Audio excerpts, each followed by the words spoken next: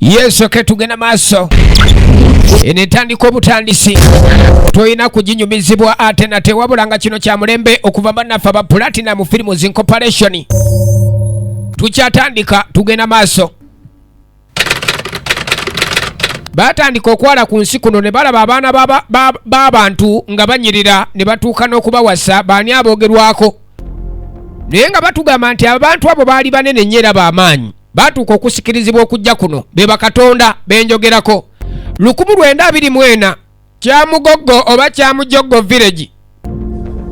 Waliwo gwe tulengera yuno tosuba abazanyi b'ab'omulembe omuli omukulu ono Kaligi.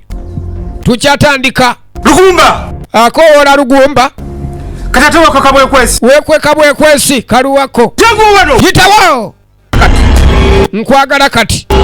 Lugumba ng'ayitibwa yajja nazze omusango yakola ekivve ekyatandika. Lugumba okoze ensobi nnene nnyo. wakoze ensobi nnene. Lugumba watandika ddi okwagala omwana w'omuntu. watandika ddi okwagala omwana w'omuntu. abakisonyiwo yali nsobi. Lugumba yagala omwana w'omuntu n'atuuka omuzaalamu omwana ate nga bakatonda tebakkirizibwanga kwagala bantu. Kaaka Lugumba yeetonda bamutuma omwana amuleete. Ekyatandika Shafiki Musisi oligino ne muzi siniya mukano ate nga tugera kuba tulaba sita. Ekyatandika tukyali kwanjula kwayo era nga tugenda maaso. Lugumba ng'atumiddwa okuleeta omwana. Baaba we si musanyufu. Omutwe yaleetebwa balina okumwanjula eri bakatonda. Tukyatandika firimu era nga tukyala tugenda nayo maaso mpola mpola. Omuto aleetebwa Lugumba yazaala mwana wa muntu. Tebereza bakatonda okuzaala mu bantu mu mwana w'omuntu. Olwo gwe bazadde kiba ki? Omukulu yaseka nagaye bamuyita Kaligi. Eno etandika butandisi.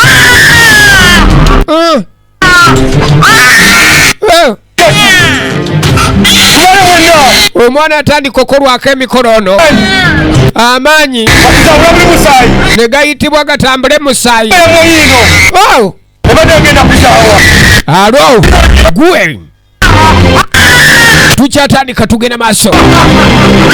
Efirimu ekyali kunyanjula Platinum Films Incorporation tebatuusako etandika obutandisi era nga tugenda maaso. Saagala gisubwe firimu kyeno kina Uganda ku ntiko. Kibirige Mustafa Kaligi toyina kumusibwamu enetandika. Musisi Shafiki bazanyi ba mulembe bokka. Jamil Junior Senyonjo tutandika butandisi tugenda maaso. Hawa Naya mwana mwola toyina kumusibwa enetandise tosubwa ndulundu. Patrick Sekanjako ekyali tandikwa Susan Nyangoma tandikwa Mbulambalamba twolekedde kina Uganda. Sharon Namukwaya tandikwa Nanyanzi Madina ekyali tandikwa tugenda maaso. Mwezi Leighton kaakano tugenda kuba tunyonyoka abantu okuba nti batuuka okuzaalibwamu bakatonda ne bakatonda okutuuka okwanjala ku nsi kuno.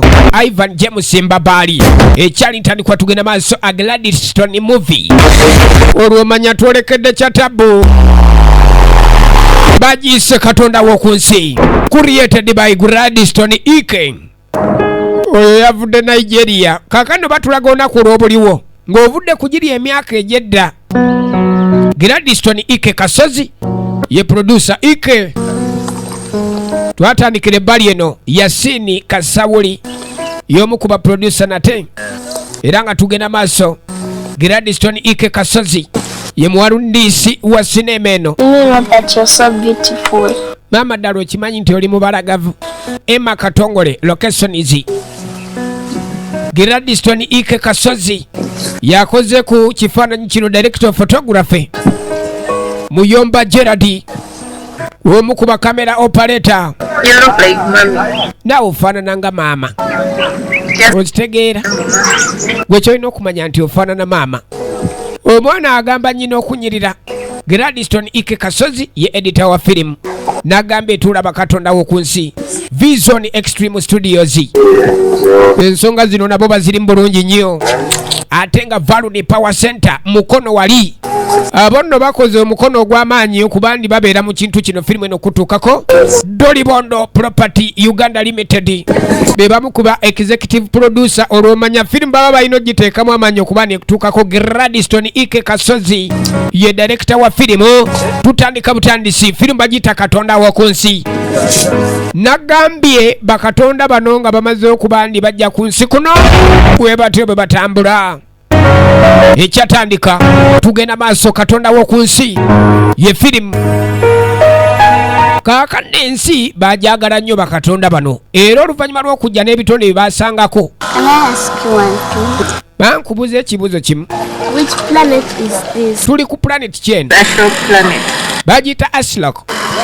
Ye planeti bo bwe bagiyita abantu bano abaava mu bwengula. Yes, darling. Where did you find one? Taata mama amusangawa.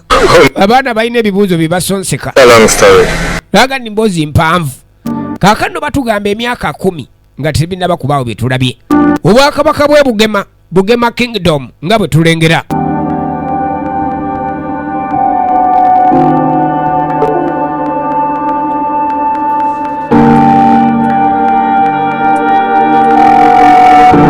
Tugenda maaso nate.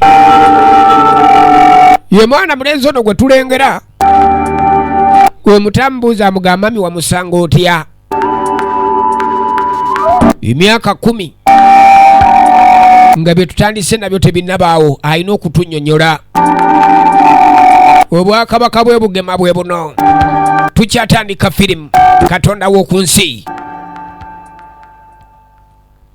Wadde ebbali kaalo.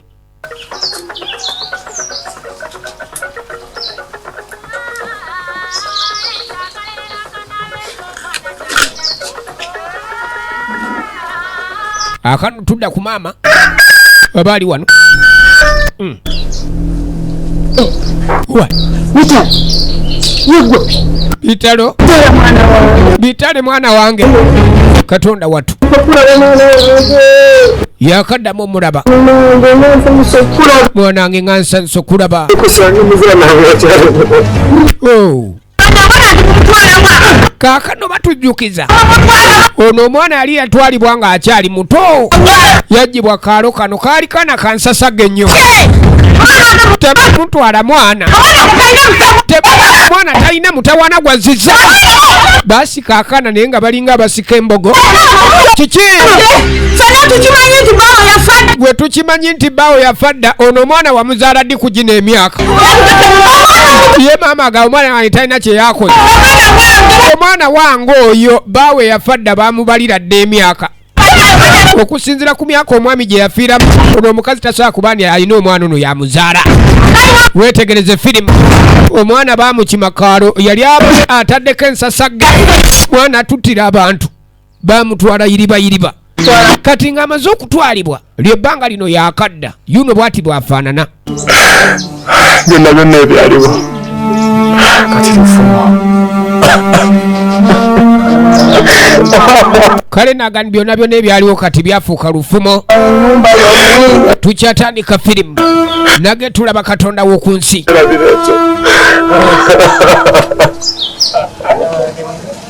Bamusikambula busikambuzi. Nga bagamba nti omwana ono nsasagge naye nga twagala twekkaanya era tugenda kunnyonnyoka. Bakatonda nga bakutte ekkubo kuba bajja ku nsi kuno. Ensi yafuuka etya? Kuba abatugende abasinga beegomba abaana ab'obuwala bakyala ba kuno. Twadda mu Bwakabaka. Mukulu bamuteekateeka kufuluma. Ate ng'ombe bwevuga n'otajja. Essaawa yonna Katonda w'oku nsi linda ekitundu kyaffe ekyokubiri. Gladstone Ike Kasozi. Basi tulinde ekirala.